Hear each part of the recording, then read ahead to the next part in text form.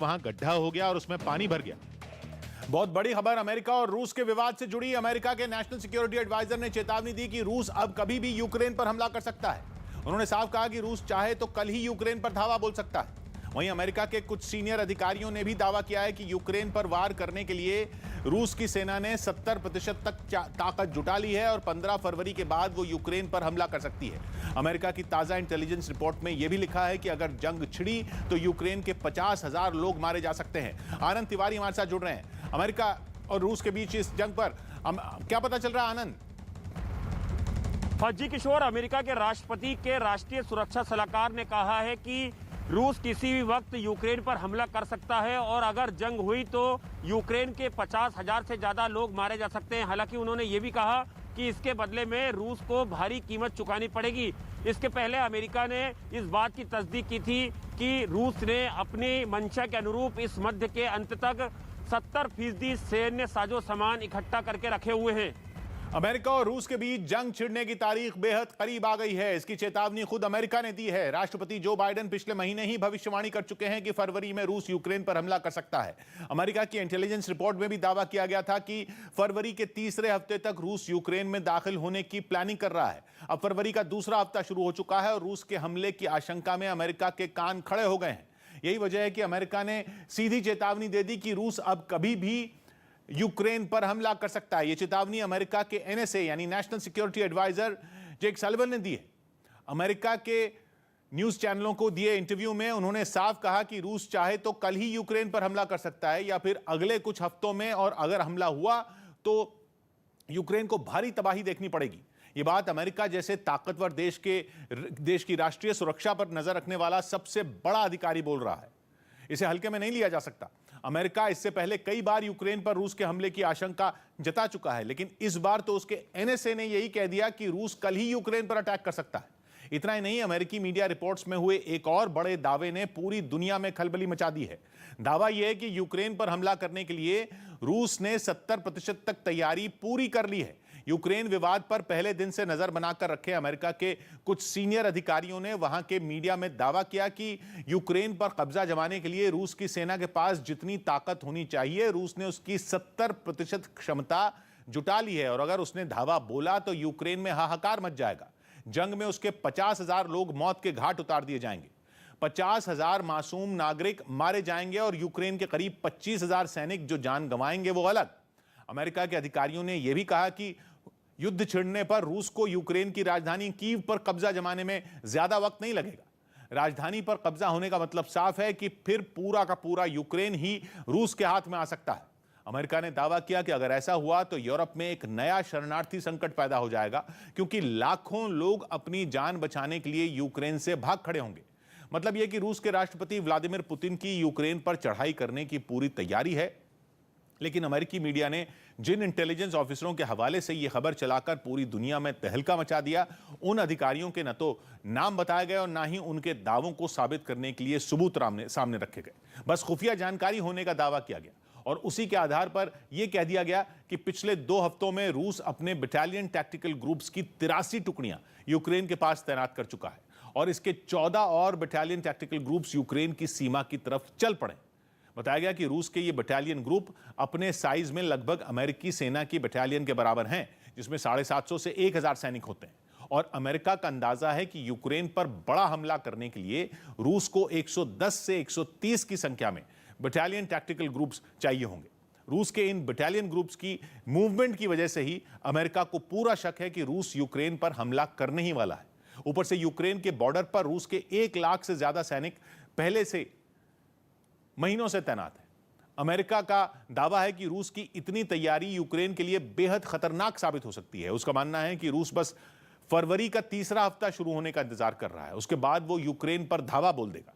अभी यूक्रेन में कड़ाके की ठंड पड़ रही है, वहां तापमान 0 डिग्री सेल्सियस के आसपास बना हुआ है। यह मौसम वहां बर्फबारी का है और अमेरिका की खुफिया रिपोर्ट में कहा गया है कि 15 फरवरी से यानी फरवरी के तीसरे हफ्ते से यूक्रेन में बर्फ जमीन पर जमकर ठोस होनी शुरू हो जाएगी, जिससे वो रूस के भारी भरकम टैंकों और ट्रकों का वजन उठा सकेगी और रूस के वहां फिर से अपना सैन्य सामान भेजने का रास्ता साफ हो जाएगा, जिससे रूस की यूक्रेन पर हमले की तैयारी बिल्कुल पूरी हो जाएगी। लेकिन ये तो रूस की प्लानिंग की सिर्फ एक ही पिक्चर है।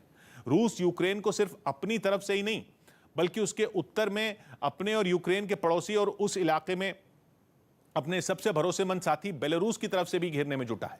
2 दिन पहले रूस ने परमाणु बम बरसाने वाले अपने 2 Tu-22M3 विमानों को बेलारूस में पेट्रोलिंग करने के लिए भेजा था। 4 घंटे तक चली इस गश्त में रूस के परमाणु बम दागने वाले विमानों ने बेलारूस की वायुसेना के साथ ड्रिल की। मतलब अब रूस ने सबसे घातक परमाणु हथियार ही मैदान में उतार दिया और अगर परमाणु बम ही दाग दिए गए तो फिर तो खेल ही खत्म है। पिछले हफ्ते ही रूस के S-400 anti aircraft missile system Belarus पहुंचे थे। वो मिसाइल सिस्टम जिनसे अमेरिका को चिढ़ है। S-400 ऐसा मिसाइल सिस्टम है जो जमीन पर खड़े खड़े आसमान में उड़ते दुश्मन की सेना के किसी भी हथियार को मार गिरा सकता है। S-400 मिसाइल सिस्टम 400 किलोमीटर की दूरी तक हवाई जहाज, ड्रोन, क्रूज मिसाइल और बैलिस्टिक मिसाइल को ढेर कर सकता है। और तो और रूस पहले ही अपने Su-35 जैसे फाइटर जेट बेलारूस में तैनात किए हुए हैं। ये तो बस हथियारों की बात है। खबर है कि रूस अपने साइबेरिया और दूर बसे पूर्वी इलाके से सैनिक भी बेलारूस के लिए मूव कर चुका है। नेटो और अमेरिका का दावा है कि रूस अपने करीब 30,000 सैनिक बेलारूस भेज चुका है, जो कि कोल्ड वॉर यानी शीत युद्ध खत्म होने के बाद बेलारूस में रूस की सेना की सबसे बड़ी तैनाती है। अब बेलारूस में अपनी सेना का इतना तगड़ा इंतजाम करने का मतलब अमेरिका और रक्षा विशेषज्ञों को एक ही समझ में आ रहा है कि रूस यूक्रेन पर बेलारूस से भी हमला कर सकता है, क्योंकि यूक्रेन की राजधानी कीव बेलारूस के बॉर्डर से ज्यादा दूर नहीं है। फासला सिर्फ 75 किलोमीटर का ही है। और तो और बेलारूस की तरफ से यूक्रेन को घेरकर रूस एक तीर से 2 निशाने साधने की कोशिश में है, क्योंकि बेलारूस के पश्चिम में है पोलैंड और उत्तर में है लिथुआनिया और लातविया जैसे देश। ये तीनों नेटो के सदस्य हैं और अमेरिका के साथ खड़े हैं।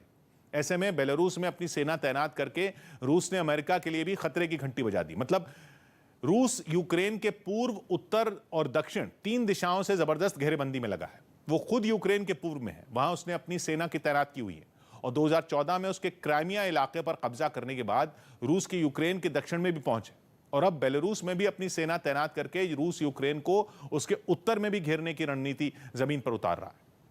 सौभाग्य की एक बात यह कि जिन अमेरिकी अधिकारियों ने रूस की तैयारी पर चौंकाने वाले दावे किए, उन्होंने यह भी कहा कि रूस की नौसेना पूरी ताकत के साथ काला सागर में तैनात है, जिसके बेड़े में 5 ऐसे जंगी जहाज शामिल हैं जिनसे यूक्रेन के दक्षिणी छोर पर रूस के सैनिक उतारे जा सकते हैं। मतलब रूस उत्तर में आर्कटिक के से लेकर यूक्रेन के ठीक दक्षिण में काला सागर तक उसे घेर चुका है। कांग्रेस के सीएम चेहरे के ऐलान के बाद पंजाब की चमकौर साहिब सीट पर आम आदमी पार्टी ने जीत का दावा कर दिया। रूपनगर जिले की यह वही सीट है जहां से मुख्यमंत्री चरणजीत सिंह चन्नी चुनाव लड़ रहे हैं, जिनके खिलाफ उसी सीट से चुनावी मैदान में उतरे आम आदमी पार्टी के उम्मीदवार ने अपनी जीत का दम भरा। आम आदमी पार्टी के प्रत्याशी का नाम भी चरणजीत सिंह चन्नी है और उन्होंने अपने इलाके में विकास के मुद्दे पर मुख्यमंत्री को घेर लिया। अगर वो मुख्यमंत्री का चेहरा अनाउंस हो गए, ये हमारे लिए और बढ़िया है, क्योंकि इन्होंने हमारे हल्के में काम कोई नहीं किया। लेकिन मुख्यमंत्री चरणजीत सिंह चन्नी की पत्नी ने उम्मीद जताई कि इस बार भी लोग उनका साथ देंगे। लोगों का प्यार ही हमें यहाँ तक लेके आया और ऐसे ही उनका प्यार बना रहेगा। मुख्यमंत्री चन्नी का पूरा परिवार भी चुनाव प्रचार में जुटा है। सौभाग्य की बात यह कि मुख्यमंत्री चरणजीत सिंह चन्नी ने 2017 के चुनाव में भी ये सीट जीती थी। उन्होंने पिछले चुनाव में आम आदमी पार्टी के उम्मीदवार चरणजीत सिंह चन्नी को ही हराया था। चमकौर साहिब के अलावा मुख्यमंत्री इस बार भदौर विधानसभा सीट से भी चुनाव लड़ रहे हैं। राजस्थान बीजेपी के अध्यक्ष सतीश पूनिया पर हुए हमले के विरोध में बीजेपी ने कई जिलों में प्रदर्शन किया। सतीश पूनिया पर यह हमला उनके कांग्रेस पर दिए जूते वाले बयान की वजह से हुआ, जिसके विरोध में बीजेपी सड़कों पर उतर आई और राजस्थान के कई जिलों में बीजेपी कार्यकर्ताओं ने प्रदर्शन किए। 12 जिले में तो बीजेपी कार्यकर्ता सड़कों पर बैठ गए। उन्होंने गहलोत सरकार के खिलाफ जमकर नारेबाजी की और दावा किया कि सतीश पूनिया की कार पर कांग्रेस के कार्यकर्ताओं ने ही हमला किया। सतीश पूनिया ने भी अपने ऊपर हुए हमले के लिए कांग्रेस को जिम्मेदार ठहराया और एक बार फिर अपने बयान को दोहरा दिया। जूते की बराबरी का हमारे यहाँ राजस्थान में सामान्य बोलचाल में, रिश्तेदारी में भी सामान्य भाषा है, इसमें मैंने किसी को गाली नहीं दी है। सतीश पूनिया के जिस बयान पर बवाल खड़ा हुआ वो उन्होंने कोटा में एक दिन पहले दिया था और वहीं से लौटते वक्त उनकी गाड़ी पर कुछ लोगों ने धावा बोल दिया। हाथों में काले झंडे लिए लोगों ने पूनिया की गाड़ी को रोक लिया और उनके खिलाफ नारे लगाए। लेकिन ये बवाल यही नहीं थमा और सीएम अशोक गहलोत ने भी सतीश पूनिया को उनके बयान पर घेर लिया। उन्होंने सारे विवाद के लिए पूनिया को जिम्मेदार ठहराया और दावा किया कि उनके ऊपर होने वाले हमले में आरोपियों के खिलाफ तेजी से कार्रवाई की गई। आप किसी पॉलिटिकल पार्टी के बारे में ऐसा कमेंट करोगे तो स्वतः स्फूर्ति लोगों को गुस्सा जाता है। अभी पूनिया के बयान पर विवाद थमा भी नहीं था कि बीजेपी के एक विधायक ने कांग्रेस नेताओं को धमकी दे दी। यदि नहीं की कार्रवाई नहीं की है तो पटक मारेंगे। बीजेपी ने सतीश पूनिया पर हुए हमले के आरोपियों की जल्द गिरफ्तारी की मांग की। सौभाग्य की बात यह कि सतीश पूनिया पर हुए हमले के आरोप में पुलिस ने कांग्रेस के 2 नेताओं के खिलाफ एफआईआर दर्ज की है, लेकिन गहलोत सरकार के खिलाफ बीजेपी की नाराजगी कम नहीं हो रही।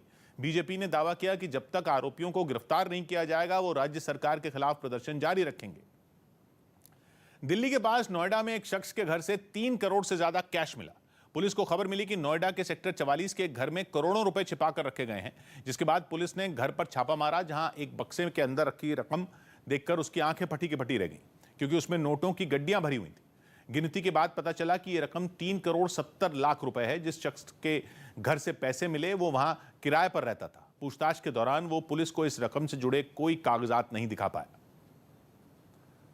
अभिनेत्री माही गिल ने बीजेपी का दामन थाम लिया। पंजाब विधानसभा चुनाव के बीच अभिनेत्री माही गिल बीजेपी में शामिल हो गई। उन्हें चंडीगढ़ में केंद्रीय मंत्री गजेंद्र सिंह शेखावत और हरियाणा के सीएम मनोहर लाल खट्टर ने पार्टी में शामिल करवाया।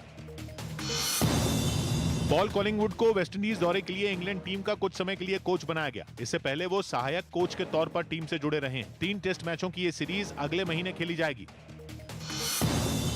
पुणे की सावित्रीबाई फुले यूनिवर्सिटी की कुलपति शांतिश्री धुलीपुड़ी पंडित को दिल्ली की जवाहरलाल नेहरू यूनिवर्सिटी का वीसी बनाया गया। वो जेएनयू की पहली महिला कुलपति होंगी। यूपी के मथुरा में एक मंदिर के पास 6 अजगर एक साथ मिलने से हड़कंप मच गया। इसके बाद इन लोगों ने इन सांपों को पकड़कर वन विभाग को सौंप दिया। समाजवादी पार्टी ने लखनऊ रेंज की आईजी लक्ष्मी सिंह के तबादले की मांग की। लक्ष्मी सिंह के पति पूर्व आईपीएस अधिकारी राजेश्वर सिंह लखनऊ की सरोजनी नगर विधानसभा सीट से बीजेपी के प्रत्याशी हैं। समाजवादी पार्टी का आरोप है कि वो अपने पति के पक्ष में वोट देने के लिए इलाके के लोगों पर दबाव बना रही हैं। गुजरात के राजकोट में पुलिस कमिश्नर पर लाखों का कमीशन लेने का आरोप लगा, जिसके बाद उनके खिलाफ विरोध प्रदर्शन तेज हो गया। यह आरोप राजकोट दक्षिण विधानसभा सीट से बीजेपी विधायक गोविंद पटेल ने पुलिस कमिश्नर मनोज अग्रवाल पर लगाया, जिसके बाद कांग्रेस कार्यकर्ता सड़कों पर उतर आए और पुलिस कमिश्नर के खिलाफ प्रदर्शन किया। लेकिन उन्हें रास्ते से हटाने के लिए पुलिस ने भी अपनी पूरी ताकत लगा दी। उन्हें जबरन उठाकर अपनी गाड़ी में बैठाना शुरू कर दिया। प्रदर्शनकारियों में महिलाएं भी शामिल रहीं। उनके साथ भी पुलिस ने यही किया। महिलाएं विरोध करती रहीं और पुलिसकर्मियों ने उन्हें अपनी गाड़ी में जबरदस्ती बैठा लिया। यह हंगामा गोविंद पटेल के गृह राज्य मंत्री हर्ष संघवी को एक चिट्ठी भेजने के बाद शुरू हुआ। રાજ્યના ગૃહમંત્રીશ્રીને આના અંગે રજૂઆત કરી હતી અને રજૂઆતના અનુસંધાને આ પત્ર લખ્યો છે। पुलिस कमिश्नर पर लगे आरोप की जांच के लिए गृह विभाग ने पुलिस को जल्द से जल्द इस मामले की जांच कर रिपोर्ट सौंपने का आदेश दिया। હું નથી બોલી રહ્યા છે કે આક્ષેપ ખોટા છે યા સાચા છે। હું ફક્ત એટલા આપના બોલી રહ્યા છું કે જો भी આક્ષેપ થયા છે એના जो છે તપાસ કરવામાં આવશે। इस मुद्दे पर सड़कों पर उतरी कांग्रेस ने पुलिस कमिश्नर मनोज अग्रवाल को नौकरी से बर्खास्त करने की मांग की। सौभाग्य की बात है कि उन पर आरोप लगाया गया कि उन्होंने एक शख्स के फंसे हुए पैसे निकलवाने के लिए उनसे कमीशन लिया था। बताया गया कि उस आदमी के 7 करोड़ रुपए फंसे थे, जिसका 15% मनोज अग्रवाल ने मांगा था। आरोप है कि पैसे निकलवाने के बाद उस शख्स से पुलिस कमिश्नर ने 75 लाख रुपए लिए थे। कनाडा की राजधानी ओटावा में इमरजेंसी लागू कर दी गई। यह कदम वहां के मेयर जिम वॉटसन ने उठाया। कोरोना की वजह से लागू पाबंदियों के विरोध में वहां के हजारों ट्रक ड्राइवर पिछले महीने की 29 तारीख से जबरदस्त प्रदर्शन कर रहे हैं और वो तभी से वहां की संसद के बाहर जमे हैं। इन हालात में ओटावा के मेयर जिम वॉटसन ने इमरजेंसी का ऐलान कर दिया, क्योंकि प्रदर्शनकारियों ने सड़कों पर टेंट लगा दिए और अपने बड़े बड़े ट्रकों को सड़कों पर खड़ा कर दिया, जिससे रास्ते ब्लॉक हो गए और लोगों के आने जाने का रास्ता बंद हो गया। उन्हें जरूरत का सामान जुटाने के लिए भी परेशानियों का सामना करना पड़ा। लेकिन फ्रीडम ट्रक कॉन्वॉय अभियान को चला रहे प्रदर्शनकारियों के कानों पर जूं तक नहीं रेंगी और उन्होंने सरकार पर दबाव बनाने के लिए कई तरीके निकाले। उन्होंने ट्रकों पर कोरोना नियम हटाने की मांग लिख दी, तो हॉर्न बजाकर भी सबका ध्यान अपनी तरफ खींचने की कोशिश की।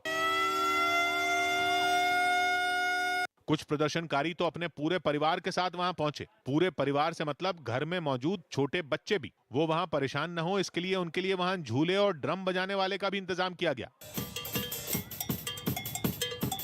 प्रदर्शनकारियों ने वहां खाने पीने की भी व्यवस्था की। ठंड का मौसम है तो गर्म चाय पानी का भी इंतजाम किया गया। सौ बात की बात है कि इमरजेंसी की घोषणा करते हुए वहां के मेयर ने यह दलील दी कि ट्रक ड्राइवरों के प्रदर्शन की वजह से लोगों की सुरक्षा पर खतरा पैदा हो गया है। साथ ही उन्होंने वहां की सरकार और कोर्ट से मदद की मांग की। उनका कहना है कि उनके पास मौजूदा पुलिस बल से प्रदर्शनकारी काफी ज्यादा हैं। पार्टी दफ्तर में तोड़फोड़ के मामले में आरोपियों की गिरफ्तारी नहीं होने पर बीजेपी ने ममता सरकार के खिलाफ हल्ला बोल दिया और उसने कोलकाता के पास विधाननगर में जोरदार प्रदर्शन किया। प्रदर्शन की अगुवाई करने वाले बीजेपी नेता शुवेंदु अधिकारी ने बताया कि यह घटना पिछले हफ्ते हुई थी, जिसके विरोध में वो पार्टी कार्यकर्ताओं के साथ विधाननगर कमिश्नरेट का घेराव करने निकल पड़े, लेकिन पुलिस ने इन लोगों को रोकने के लिए पूरी ताकत लगा दी। पुलिस के एक्शन में आते ही बीजेपी कार्यकर्ता भी उग्र हो गए और उन्होंने आगे बढ़ने की कोशिश की, लेकिन उन्हें सफलता नहीं मिली, जिसके बाद शुवेंदु अधिकारी पार्टी कार्यकर्ताओं के साथ वहीं धरने पर बैठ गए। हालात बिगड़ते देख एक पुलिस वाले ने लाउडस्पीकर के जरिए उन प्रदर्शनकारियों से पीछे हटने की अपील भी की, मगर पुलिस वाले की इस अपील का कोई असर नहीं हुआ और उन लोगों ने नारेबाजी शुरू कर दी। काफी देर तक वहां इसी तरह हंगामा चलता रहा, जिसे देखते हुए पुलिस बल की तैनाती बढ़ा दी गई। सौ बात की एक बात है कि 12 फरवरी को विधाननगर समेत 4 नगर निगमों में चुनाव होने हैं। ऐसे में जब पिछले हफ्ते पार्टी दफ्तर में हुई तोड़फोड़ की घटना पर कार्रवाई नहीं हुई तो बीजेपी सड़कों पर उतर आई। बीजेपी की मांग है कि निष्पक्ष चुनाव कराने के लिए वहां सुरक्षा बढ़ाई जाए। उत्तर प्रदेश के बुलंदशहर में ओवैसी की पार्टी AIMIM की जनसभा में हंगामा खड़ा हो गया। यह बवाल तब खड़ा हुआ जब असदुद्दीन ओवैसी की राह ताक रहे लोगों के बीच वो नहीं पहुंचे, जिससे नाराज उनके समर्थकों ने उनके बैठने के लिए लगाई गई कुर्सियों को उठाकर फेंकना शुरू कर दिया। वो लोग गुस्से में इस कदर भड़क गए कि कुर्सियों को हवा में उन्होंने ऐसा उड़ा दिया जैसे कोई पतंग। इस बात की परवाह किए बगैर कि वो किसी को चोट भी पहुंचा सकती हैं। ओवैसी को अपने एक उम्मीदवार के चुनाव प्रचार के लिए वहां पहुंचना था, लेकिन सुबह से जब शाम हो गई और वो वहां नहीं पहुंचे तो उनका इंतजार कर रहे लोगों का पारा चढ़ गया। बीजेपी नेताओं पर हमले की धमकी के मामले में यूपी पुलिस ने केस दर्ज कर लिया।